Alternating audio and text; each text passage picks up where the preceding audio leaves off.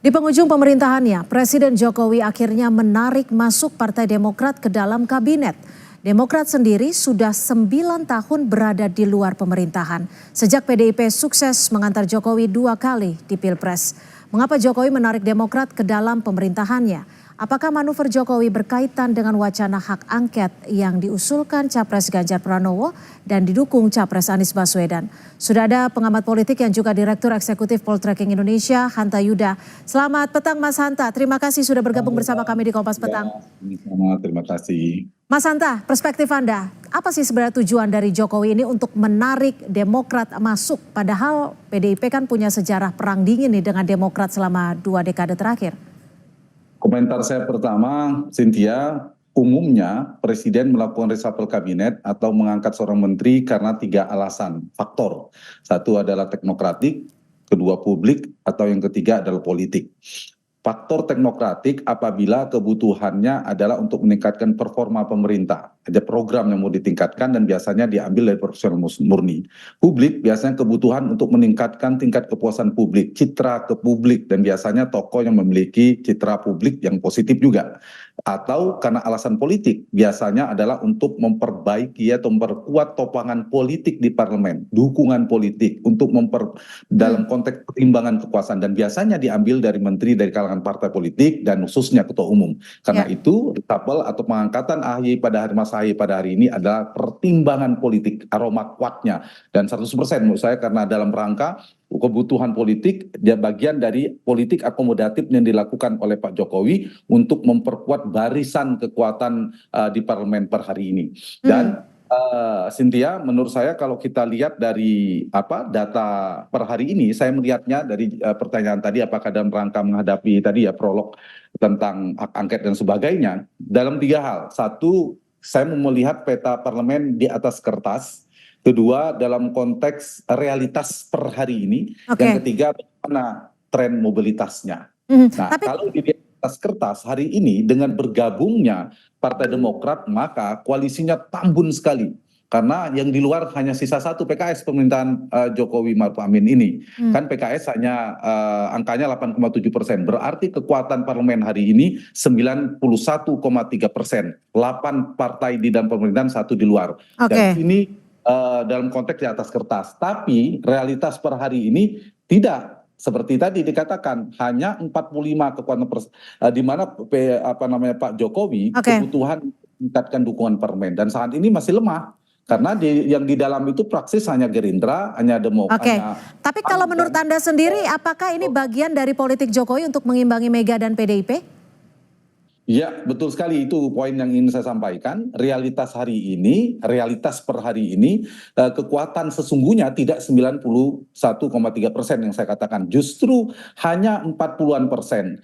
Kenapa? Yang praksis dan pemerintahan sekarang ini yang kuat di parlemen hanya Gerindra, hanya Golkar, dan Partai Amanat Nasional. Yang di luar itu koalisi per hari ini berada di 01 dan di 03. Yang PD Perjuangan yang paling kuat. Nah, dengan menambah Partai Demokrat itu ditujukan oleh Pak Jokowi untuk memperkuat kaki politiknya di parlemen. Ditambah Partai Demokrat pun sebenarnya sekarang belum simple majority. Belum sampai 50%. Saya menghitung kursi 4 partai ini yang sekarang ditambah Partai Demokrat hanya 261 dari 575. Artinya hanya 45% dari 575. Kalau ada wacana hak angket masih berbahaya posisinya.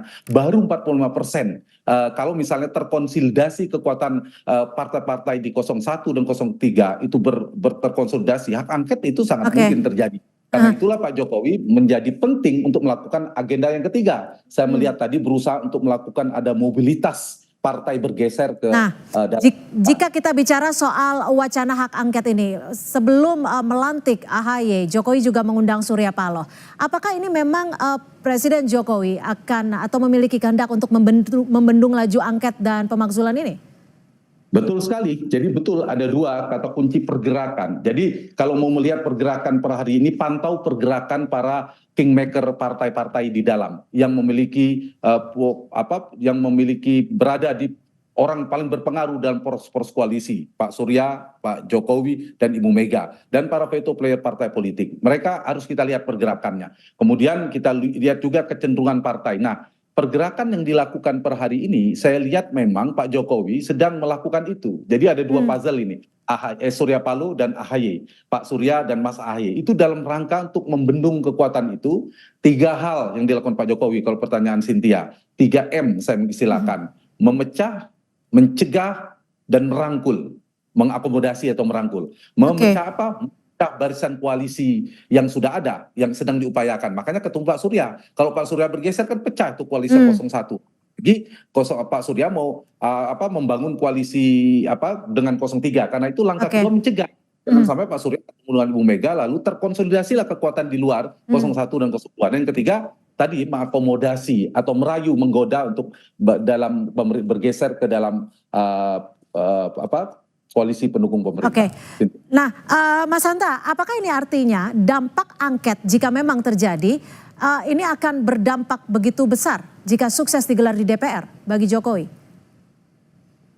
Iya, angket ini tentu akan berbahaya buat Pak Jokowi kalau terrealisasi. Jadi sekarang ini potensinya kan 50-50, ada 2. Makanya saya mengistilahkan tadi dinamikanya, mobilitasnya ada 2 tarikan. Apakah wacana angket yang menguat atau kue kursi kabinet pemerintahan baru yang menggiurkan bagi partai-partai sekarang yang disebutkan masih di 55% di luar 4 partai yang sekarang pendukung 02. Kalau mereka semakin terkonsolidasi kekuatan di luar pemerintahan atau yang Prabowo Gibran dalam konteks ini misalnya, maka angket yang menguat. Tapi kalau ada pergeseran, karena ada juga, ini kan ada kebutuhan simbiosis politik mutualisme. Satu sisi ada kebutuhan Pak Jokowi untuk mengamankan pemerintahan supaya soft landing, jangan sampai terjadi hak angket.